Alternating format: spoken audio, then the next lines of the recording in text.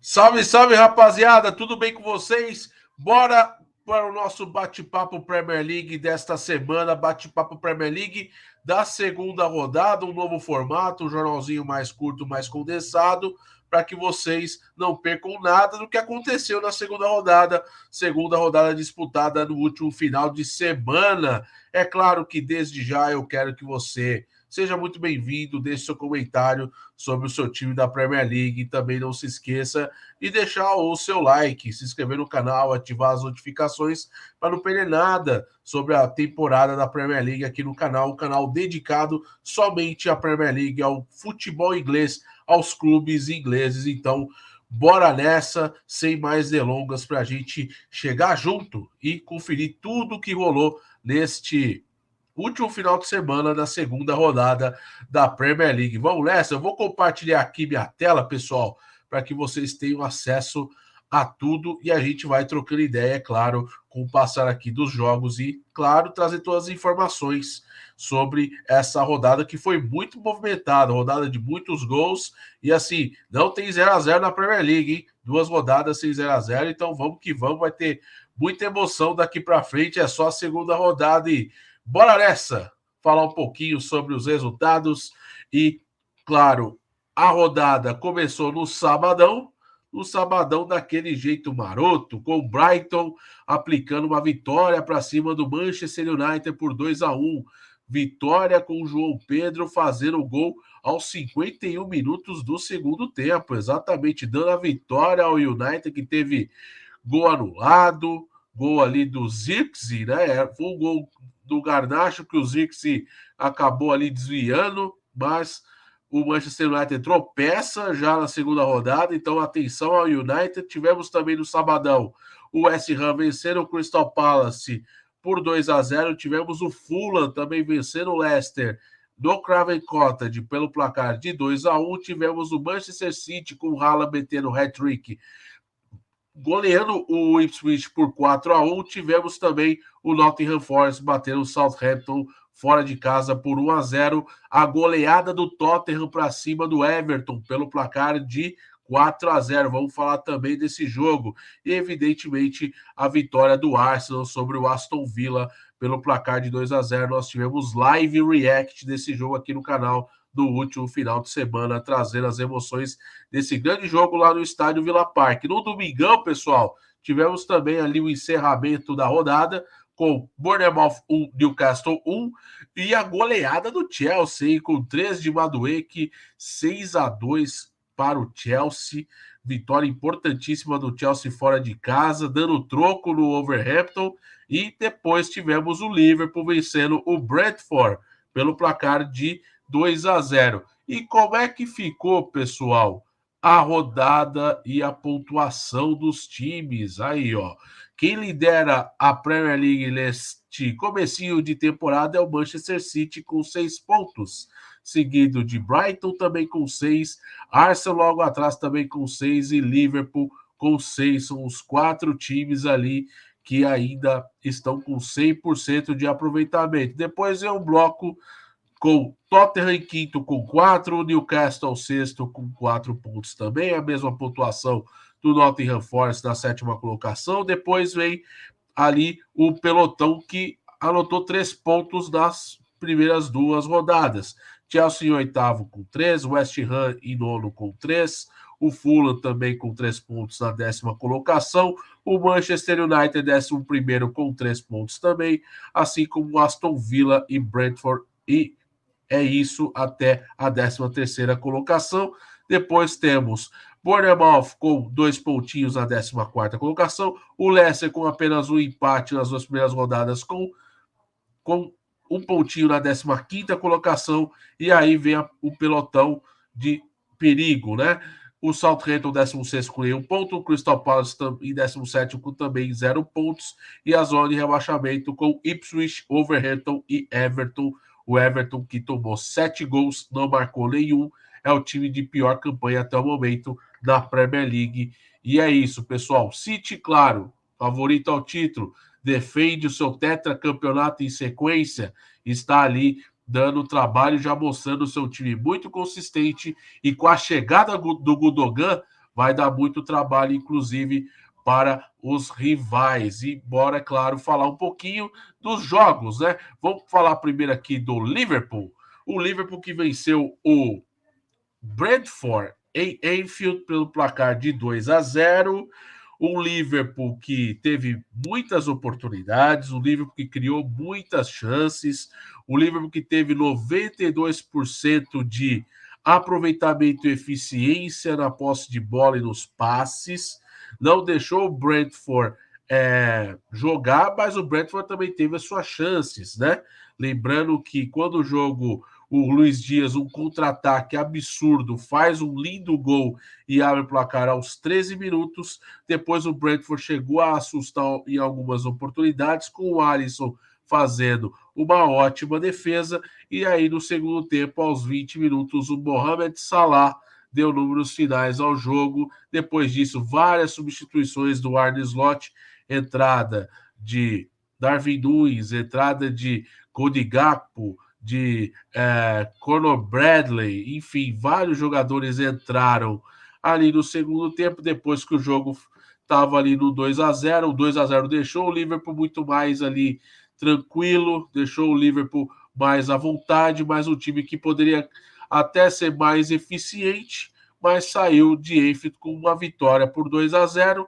Poderia ter sido mais, mas é ótimo para o Liverpool, lembrando que o Liverpool na próxima rodada terá o clássico contra o Manchester United. Verdade, jogo já no domingão, dia 1º de setembro, ao meio-dia. Mas vitória importante para o Liverpool, que está ali acertando contratações, tá, pessoal? O goleiro Georgi Mamadashvili, destaque da Geórgia na Eurocopa, defenderá o Liverpool somente na próxima temporada.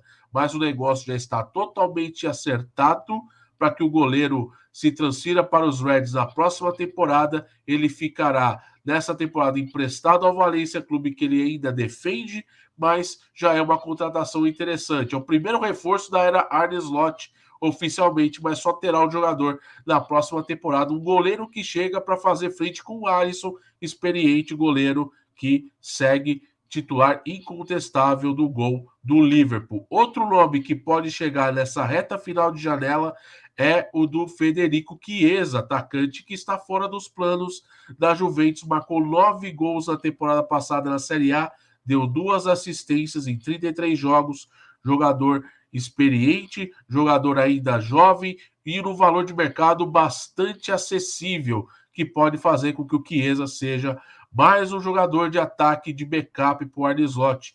Nessa temporada, o Liverpool, que vai disputar a Liga dos Campeões, precisa de elenco e a chegada do Chiesa é para compor elenco para ajudar justamente nessa longa jornada de temporada de muitos jogos. Então, de olho no Federico Chiesa, que pode chegar também nos próximos dias. Lembrando que a janela de transferência do futebol inglês vai até sexta-feira. Então, bora ficar de olho nessa.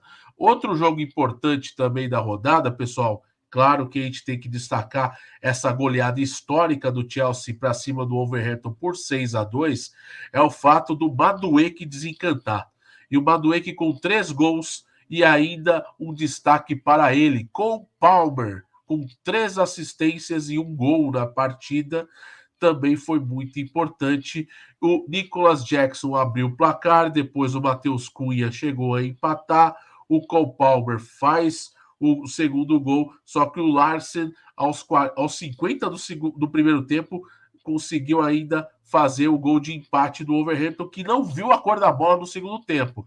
E aí teve estreia do João Félix, teve o Madueke destruindo, o João Félix marcou o último gol do Chelsea, depois de um hat-trick excepcional do Madueke, com o Cole Palmer só distribuindo o passe, e foi muito legal de ver mesmo também o Pedro Neto no segundo tempo, fazendo um jogo muito consistente, depois do primeiro tempo muito ruim do Mudryk. O Mudryk não jogou bem, o Enzo Maresca deu a primeira oportunidade para o Mudryk na temporada, né, em jogos oficiais, não participou da derrota para o Manchester City na primeira rodada, então o Mudryk não foi bem, mas o Pedro Neto foi muito bem. O ponto esquerda português ajudou muito o time do Chelsea.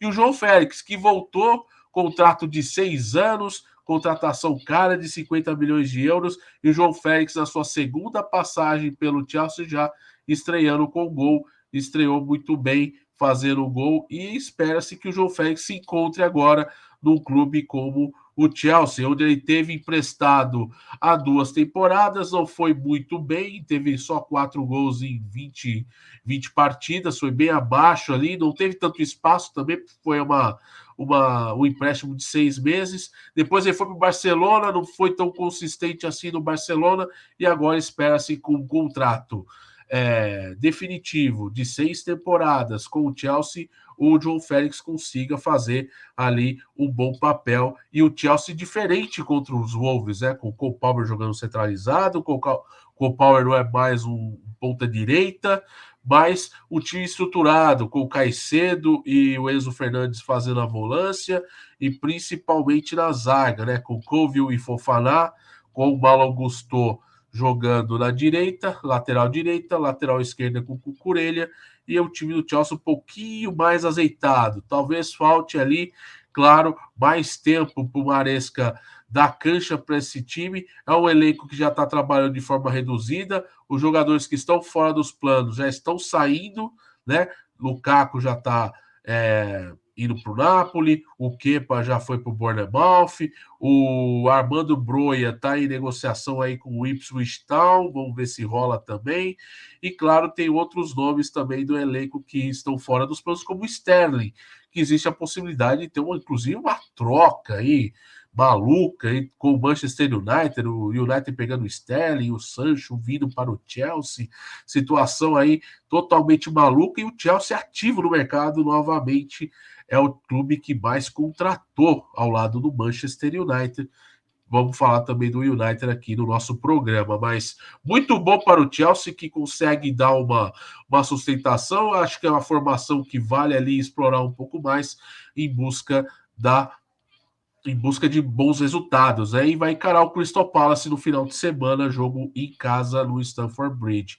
Outro jogo importante, esse jogo a gente transmitiu aqui no canal, em narração, sem imagens, evidentemente, a vitória do Arsenal para cima do Aston Villa pelo placar de 2-0. O Aston Villa teve oportunidades, muito por conta de falhas individuais do Arsenal, falhas defensivas. O Ollie Watkins teve 2 oportunidades claras de gols nesse jogo e acabou não conferindo esses gols. E aí, quem não faz, toma. O Arsenal teve muito mais intensidade, muito mais posse de bola, teve muito mais criação, só que faltava ali o toque final. Falta um atacante de confiança para o Arsenal. O Havertz muito apagado. E quem entrou e resolveu foi esse cara aqui, o Leandro Trossard. Entrou logo no primeiro lance, recebe uma jogada do Saka. O Havertz não consegue dominar, sobra para ele na área, ele toca no cantinho do goleiro de Martinez e faz 1-0, e depois, aos 37 do segundo tempo, o Thomas Partey faz o gol que deixa o time aos 32, aos 32 minutos, o Thomas Partey faz o gol que dá a vitória, que sacramenta a vitória do Arsenal. Depois do 2-0, o time do Aston Villa não teve forças, teve o Ollie Watkins substituído, o John McGinn muito abaixo também, não conseguiu. O time do Aston Villa é diferente, O Douglas Luiz dava um pouco mais de dinâmica de criação no meio, dividia essa responsabilidade com o McGinn. Agora, com o Onana, que é um cara muito mais defensivo, o time do Aston Villa tende agora a saber lidar um pouquinho mais com esse novo jeito de jogar. Mas Morgan Rogers, olho nesse jogador, apenas 22 anos, jogou demais nesse jogo, criou muitas oportunidades para o Aston Villa, principalmente individuais, conduzindo a bola no meio, sendo muito ativo, e ajudou bastante ao lado do Leon Bailey. Faltou o quê? Faltou o Raya ser um cara ali um pouquinho mais desligado, porque ele fez uma defesaça numa jogada que o Onana chuta, a bola vai no travessão e o Ollie Watkins está lá de bate-pronto para fazer o gol, e poderia ter, inclusive, tido uma sorte melhor para o Aston Villa, inclusive, numa situação de jogo que estava ali, o Aston Villa tendo aquela oportunidade, poderia ser muito importante, mas acabou não acontecendo. Uma pena, mas o Aston Villa vai ter que virar a chave. É uma temporada difícil de Champions League, mas terá pela frente agora o Leicester fora de casa no sábado, às 11 horas. Então, vale a gente ficar de olho nesse jogo também do Aston Villa para cima do Leicester. Mas o Arsenal muito bem, o Mikel Arteta que está feliz porque Mikel Merino, jogador da seleção espanhola da Real Sociedad, chegou ao Arsenal um contrato de 4 anos, com mais opção de renovação por mais um ano, por 32 milhões de euros, foi anunciado nesta semana como novo reforço dos Gunners. É um cara que vai ajudar muito no setor ofensivo, já que Fábio Vieira foi cedido por empréstimo ao Porto, não deu muito certo no Arsenal, é verdade, teve lesionado, mas muito poucas oportunidades na temporada passada, volta ao Porto para ter mais experiência, para voltar depois, quem sabe, no Arsenal, para ter mais uma chance. Mas o Merino, 28 anos, jogador que foi muito importante na seleção da Espanha na Eurocopa, inclusive naquelas quartas de finais contra a Alemanha, naquele gol na prorrogação que colocou a Espanha na semifinal e mandou os donos da casa rumo à eliminação. Foi muito importante o Merino, que vai dividir muito a responsabilidade junto com o Odegaard na criação desse meio de campo para fazer com que os atacantes tenham mais oportunidades de gol. Então é um ponto muito interessante também falarmos de Mikel Merino. Outro time que a gente tem que falar, é claro, muito importante, Manchester City, pessoal. O City é um time que, por mais que tenha saído atrás do marcador, é um time que tem a cabeça no lugar. Smodix faz 1-0 aos 7 minutos. Faz um jogo com 17 minutos, rapaziada, já estava 3-1. O City simplesmente com o Haaland, depois com o De Bruyne e depois com o Haaland de novo, deixaram o jogo 3-1. E aí o Haaland só foi fazer o seu hat-trick no final do jogo. Mas o City controlou as ações, teve esse susto logo no início e tá aí, ó. Vitória importante para o City, vitória que os irmãos Gallagher do Oasis estão aí comemorando, porque o Oasis está de volta, né? Foi a notícia da semana aí do ramo artístico e parou o Reino Unido. O Oasis voltará em 2025 a fazer show e os torcedores, ilustres torcedores do City, o Liam Gallagher e o Noel Gallagher, estão realmente contentes com esse bom início do City, que contou também com a reestreia do Gundogan. Foi a primeira contratação do Guardiola e quem sabe pode ser a última, já que o Guardiola tem contrato até o final desta temporada e não sabemos se o City, nesses últimos dias de janela, vai atrás de novos reforços, mas a chegada do Gundogan para esse meio de campo para fazer justamente esse equilíbrio de rotação com o De Bruyne e propriamente com o Rodri vai ser sensacional. O Gundogan foi muito bem no Barcelona, apesar de ficar um ano por lá. O Barcelona liberou ele de graça para o City, que assinou um contrato de um ano com ele, mas pode haver uma opção de renovação para o meia de 33 anos, que está aposentado da seleção da Alemanha, vai dedicar muito mais tempo ao Manchester City e com certeza vai ter ali muita coisa para trilhar nesses próximos meses de temporada. É um cara que vai ser muito fundamental para o Guardiola e com certeza tem os jovens Rico Lewis, que está muito bem, tem feito um bom começo de temporada e foi titular de novo. A sustentação também da defesa, aos pouquinhos ganhando ritmo, né? O Walker, aos pouquinhos, também vai ganhando ritmo depois de uma Euro bastante desgastante. O Rodri ainda não estreou, mas mesmo assim, o City tem lidado bem com a ausência do espanhol, que deve voltar a jogar aí em breve. O Rodri, que sentiu uma lesão na final da própria Eurocopa, né? O Zubimendi entrou no lugar dele ali no intervalo. Então ali o City está tratando um pouquinho o retorno do Rodri com cautela, justamente para que não perca etapas e algo se agrave também, né? E o City também tem o elenco todo na mão. O Guardiola tem o Savio, que está fazendo uma grande temporada, novamente arrancando highlights dos tuiteiros de plantão, né? Com grandes jogadas pelas pontas, justamente na ponta direita. Do lado esquerdo, o Jeremy Doku sendo também muito importante, mas assim, é um elenco vasto, que você tem Grealish, você tem várias outras peças interessantes para fazer esse time jogar. E novamente, contra um time que, claro, chegou agora, um bom trabalho do Kieran McKenna, treinador jovem, que levou o Ipswich de volta à elite depois de 23 anos de espera, acho que foi rebaixado, 22 anos de espera, foi rebaixado em 2002. Depois disso, o Ipswich viveu um calvário absurdo até se reestruturar, cair para a terceira, voltar de novo e subir para a primeira divisão. É um grande trabalho, mas foi um time que, claro, dentro do seu escopo de trabalho, tentou surpreender logo no começo, mas, claro, não dá para aguentar esse volume do City, que fez uma partida excepcional. E com ele, de novo, o Haaland, que não perdoa o goleador, já começa muito bem a temporada. O Haaland, que com esse hat-trick já vai chegando a ter números interessantes na temporada.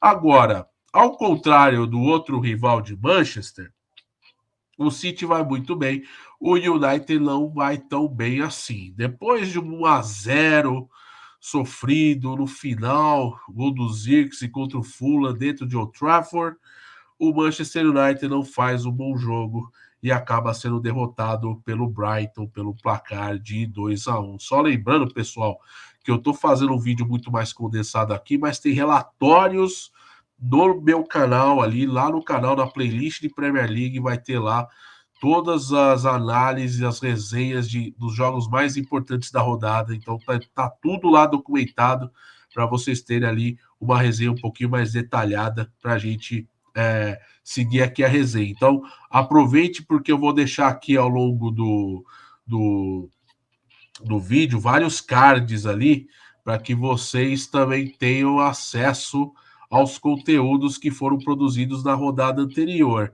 Então, fiquem ligados que também tem bastante coisa dos jogos da segunda rodada, divididos por partidas mesmo, para que vocês tenham o melhor do conteúdo, o melhor acesso do conteúdo, para a gente trocar uma ideia aqui. Legal falar um pouquinho do United, pessoal, porque o United nessa semana foi a semana de contratações, né? O United contratou o Ugarte, né? Fechou a contratação do uruguaio, 50 milhões de euros, mais 10 milhões de euros em adicionais, o contrato de 5 anos. O Ugarte, que no PSG chegou a ser titular da Ligue 1 em 25 partidas, mas não foi titular em grande parte da temporada. Não foi um cara titular absoluto, não marcou gols e só deu 2 assistências. É um volante cabeça de área. Mas por que o Ugarte chegou no Manchester United? Porque o McTominay, o jogador mais antigo do elenco, está indo para o Napoli. Depois de... o McTominay começou na categoria de base, muito jovem no United, em 2002. Depois disso, ele de 2016 para cá, 7 anos jogando no time profissional do Manchester United, se eu não me engano, desde a temporada 15 e 16. E são mais de 250 jogos. Então o McTominay tem uma história no Manchester United, é um dos jogadores escoceses que mais vestiu a camisa do Manchester United, ao lado do Larry Fletcher, né, que hoje é auxiliar técnico do Manchester United, e o McTominay está indo para o Napoli por 30 milhões de euros. Então a chegada do Ugarte é justamente para repor a ausência do McTominay, que é um jogador de seleção escocesa, tem dado um destaque na seleção escocesa. Na temporada passada ele foi muito importante, né, vindo do banco, né? Ele era considerado ali o talismã do United, com gols quando entrava durante os jogos, mas agora ficará sem seu talismã depois de muito tempo ali. Nós estamos falando desde o início da carreira dele, lá jovenzinho, são 18 anos, né? 18 anos de trajetória, né? Do McTominay do Manchester United, entre categorias de base e os profissionais. Agora ele vai para o desafio no Napoli, vai jogar a Série A italiana. Agora, esse jogo foi complicado porque o Welbeck abre o placar no primeiro tempo aos 32 minutos, e aí o Manchester United empata com o Diallo, e aí vem o gol anulado. o United começa muito bem o segundo tempo, consegue o empate com o Diallo, chega a ter a virada do lance muito bacana de contra-ataque, onde o Garnacho acaba completando o cruzamento rasteiro da direita, só que o Zirkzee, na frente da linha da bola, toca antes dela passar a linha do gol, e aí ele um pouquinho à frente, o árbitro aciona o VAR e anula o gol. E aí vem o quê? Uma mudança de comportamento do Brighton, né? Que é treinado por um técnico alemão de 31 anos, muito jovem, que tem um trabalho ainda no seu começo, mas é o Brighton, com um time jovem, com um time bastante corajoso, na base da pressão, depois de muitas oportunidades criadas, vem com o João Pedro aos 50 do segundo tempo para fazer o gol. Num vacilo da zaga absurda, porque é um problema, né? Essa zaga do Manchester United, né? Reforçou a zaga com a chegada do Masao e do Delite, mas os erros seguem sendo os mesmos. E aí, meu amigo, veio o quê? O Adingra cruzar a bola no segundo pau, que não tinha nenhum jogador do Manchester United, só que o João Pedro estava lá. O brasileiro que marcou 20 gols na temporada passada com o Brighton. Foi um dos destaques da temporada fraca do Brighton, sim, principalmente no segundo turno, mas ele foi o grande nome do time naquela temporada passada. E aí ele faz o gol, escora para o gol do Onaná, que não consegue fazer nada, e o Manchester United sai de Brighton derrotado. Poderia ser uma sequência positiva para dar ali moral, só que agora tem um clássico contra o Liverpool dentro de Old Trafford, clássico importante. Do lado, o Arne Slot querendo dar sequência no trabalho para manter esse Liverpool motivado depois de vencer 2 jogos em sequência sem tomar gols, né? Foram duas vitórias por 2-0 do Liverpool, né?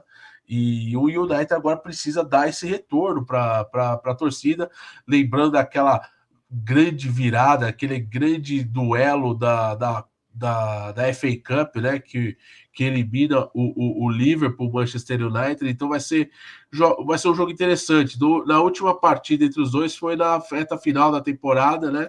Que nós tivemos o empate do Old Trafford. Mas, no geral, pessoal, vai ser isso. O Manchester United vai ter que colher bastante para poder reagir. O Tottenham, pessoal, o Tottenham foi muito bem, goleou o Everton fragilizado, com problemas internos, é um time com a janela muito fraca, que não sabe quem vai ao dono, porque a 77 Partners está querendo vender, mas o Everton tem dificuldades para buscar um comprador. O John Textor, que é o dono da SAF do Botafogo, o mesmo dono do Crystal Palace, está tentando ter esse interesse com o Everton, mas para ter o Everton precisa abrir mão do Crystal Palace, então não é fácil.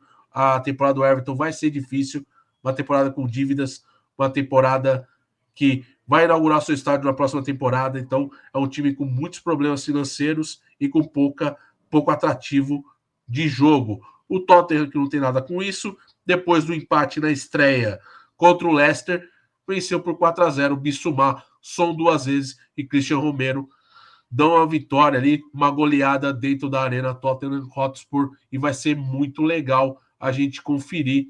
E é claro, pessoal, vai ser muito bacana para a gente ter ali uma rodada bastante interessante. Arsenal e Brighton no sábado, dia 31, já às 8h30. Temos Everton e Bournemouth às 11h, assim como Brentford e Southampton, Ipswich e Fulham às 11h também, Leicester e Aston Villa às 11h, Nottingham Forest e Wolverhampton às 11h, West Ham e Manchester City às 1h30 da tarde. Chelsea, às 9h30 contra o Crystal Palace no domingão, no dia 1º. Newcastle joga contra o Tottenham às 9h30 e o Manchester United encara o Liverpool ao meio-dia. Esses são os jogos da rodada da Premier League, já no próximo final de semana, a terceira rodada, pessoal. E desde já, agradeço vocês nesse Expresso. Deixe seu like, se inscreva no canal, ative as notificações. Bora falar muito de Premier League. Às vezes a gente dá o destaque para os Os times maiores, mas é legal a gente deixar tudo prontinho, tudo acertado, para você não perder nada. Tem vídeo no canal de cada jogo para você também não perder absolutamente nada. Esse é o Bate-Papo Premier League da segunda rodada. Vejo você numa próxima aqui no canal, beleza? Um forte abraço, tamo junto e tchau, tchau!